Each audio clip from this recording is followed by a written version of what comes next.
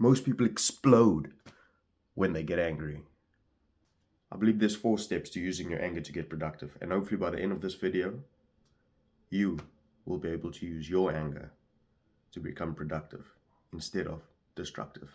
I want to start off by saying I'm not a psychologist, I'm not a psychiatrist, whichever one of the two deal with this sort of thing. Step 1 is admitting that you've got an anger issue. Now, if you're honest with yourself, that's very easy. It's not that difficult to see if you've got an anger issue. If you find yourself in an uncomfortable situation, you can either fight or flight, and generally people that have anger issues tend to fight. I personally become very confrontational. My blood pressure rises, and yeah, man, like I'm ready to go. Like, it can happen like that. Ask your family members, ask your friends, hey, do you think I've got an anger issue? And they'll honestly let you know, because it affects them as well. You might not realize it. Step 2 is realizing when you're angry, when you are triggered, when you're mad. So step 1 was realizing we've got a problem. Cool. Step 2 is to realize in the moment when we are angry. There's obviously the trigger point, what makes you mad, and then there's a detonation point, in my opinion. That's the point at which we are now swearing someone else, throwing fists, or we're just lashing out. That's the detonation point. So you got the trigger and the detonation. I hope I'm making sense here. It's an explosive topic. What we want to do is to widen the window between trigger and detonation. And the best way that I found personally for myself is meditation. You go sit down, preferably in a dark room, close your eyes, sit. The goal of the meditation is to try and think of nothing. What I want you to do is, the longer you sit there, the more your mind's going to want to wander. And then you'll just pay attention, as if you sitting watching me now, you are consciously choosing not to think anything. And then whatever thoughts come in, observe what you are thinking as you are sitting there for about 30 minutes. That's going to make you realize that your thoughts are just your thoughts. You know what I mean? The things you're thinking, they just things you think, and you can either choose to entertain them or, just reject them. And that will widen that window. So that's step 2, realizing when you're angry and giving yourself that gap. Because now you don't just go from trigger, explosion, you go from trigger, cool. You've got a couple of seconds, minutes to choose what you're going to do next. Step 3 is choosing to redirect your anger. Okay, step 1, we've realized we've got an anger issue. Step 2, we've realized when we are angry, and we've come up with a way to give us time before we react to our trigger, whatever made us angry. Step 3 is choosing to do something productive with that anger when you are angry. Driving to work in the morning and traffic is completely up to shit and you're just getting flustered, and then some idiot cuts you off, and now you really, you pissed, man, you angry, and another guy cuts you off. It's so easy to just go on a road rage. I know I've had 1 or 2, 3, maybe 4, but it's so easy to get upset, especially in traffic. Cool. So I go and drop the little one off. I go and drop my girlfriend off. Let's say at this point, like, I'm really upset, man. So I've already decided in the car, like, I'm not going to rage at these oaks on the street. Idiots drive like idiots, that's fine. But as soon as I'm getting to work, I'm hitting the floor running, man.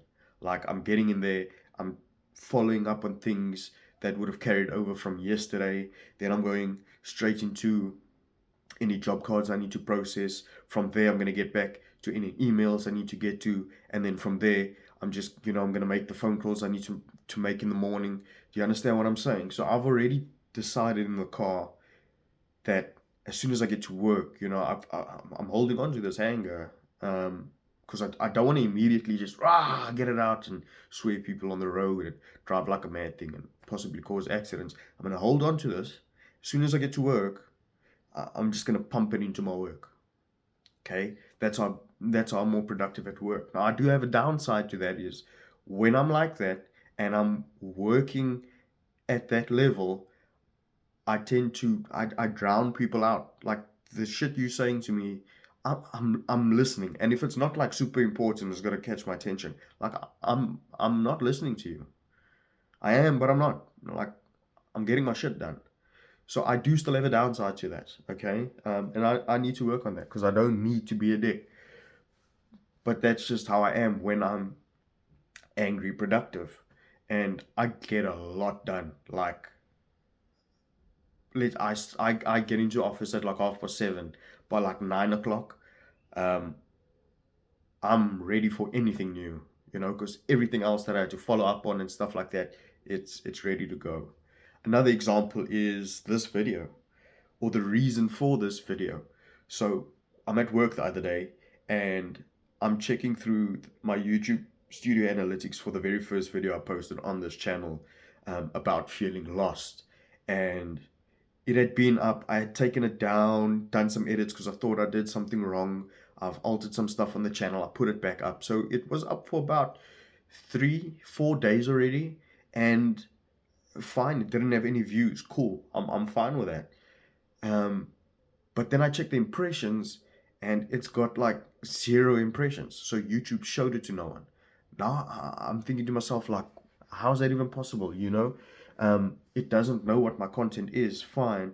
So it's got one of two things it can do here. It's kind of like send it to everyone, and it gets a miserable click through rate. Cool. And therefore they choose not to show it to anyone further, or they just don't show it to anyone. And that got me mad at work. Now, that anger was towards YouTube to a degree. So that very day when I got home, remember I worked from like 7:30 till 5 o'clock.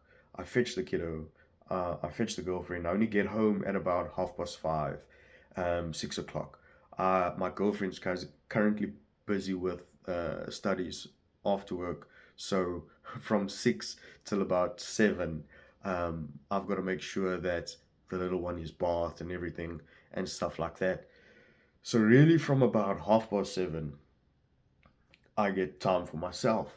And I've been fuming the whole day that my video had got no views. Probably it's still got no views, guys. So I came home. I came up with the thumbnail you saw in this video. I came up with the title. I wrote the whole script. I'm not very good at script writing because I don't stick to the bloody thing. But I did the whole thumbnail. I did the title. I did the whole script. I did everything except record this video, which I'm doing now. And I ended at like 10 o'clock because I was angry. At the end of that, I could go and sleep peacefully, knowing I had firstly gotten rid of that anger and gotten rid of that anger productively. But I had sat with that frustration the whole day, came home, and hopefully this is a good YouTube video.